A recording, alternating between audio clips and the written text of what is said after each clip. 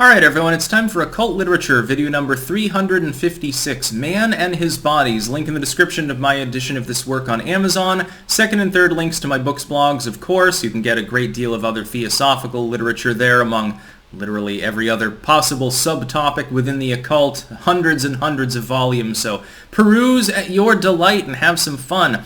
This is an excellent work. It's only 80 pages, so it's an intermediate read. It's by Besant, and essentially it's partially social in nature, and it's partially spiritual in nature. This tends to be a thing within certain theosophical subfields. Essentially talking about the way in which man can improve one's life and spirituality as well.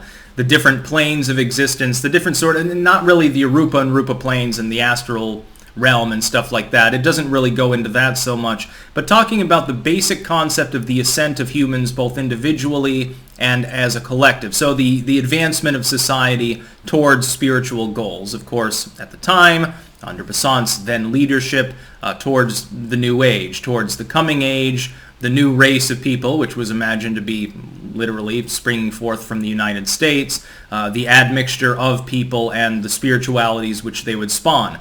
This partially came true. It's coming true actually right now, arguably because of the internet. The technology that exists is promulgating spiritual systems which otherwise would have been long forgotten. People are capable of accessing basically any book, any bit of knowledge from literally centuries of writers at a whim. They can do it for free. They can do it whenever they want. Also, the social side of it, I think, is the more important side of this particular work. It goes into talking about some of the social ills of the era. The big one, of course, at the time, this is in the temperance era, this is prior to prohibition being enacted, I believe, if I remember correctly, was alcoholism.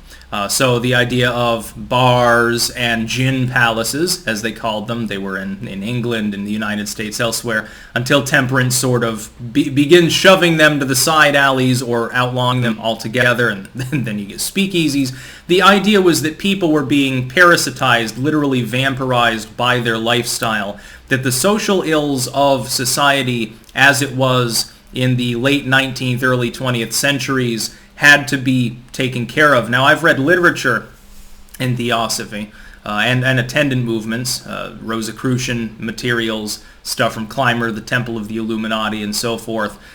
They have different possible solutions for these various problems that were perceived, but there is a sort of unified belief, and I think this is common to every era of mankind, that there are problems in society, they must be solved in order for advancement to happen.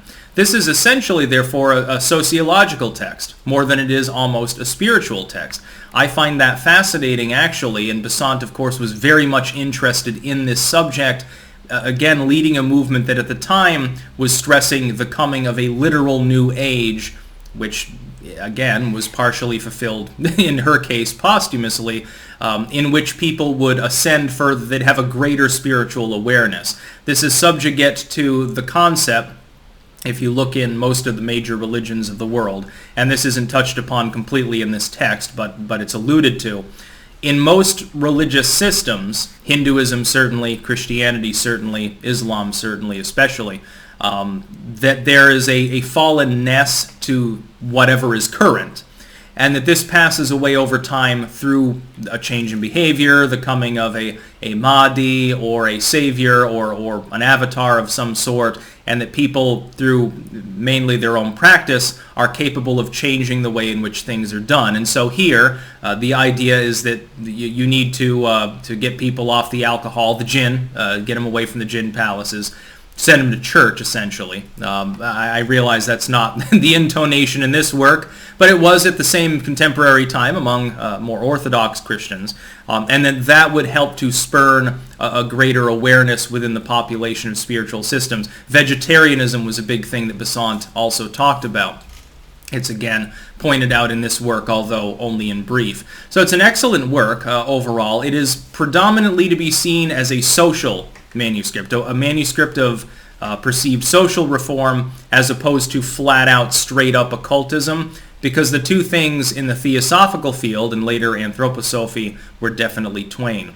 Again, link in the description of my edition of this work on Amazon. It is highly recommended. It's a very interesting quasi-political manuscript at times as well. It's not just spooky woo spells and Arupa plane and stuff like that. It goes well beyond that, as with some similar works from the contemporary period.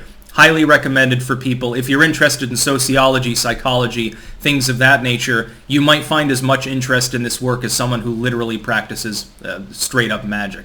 That's about all. Peace out.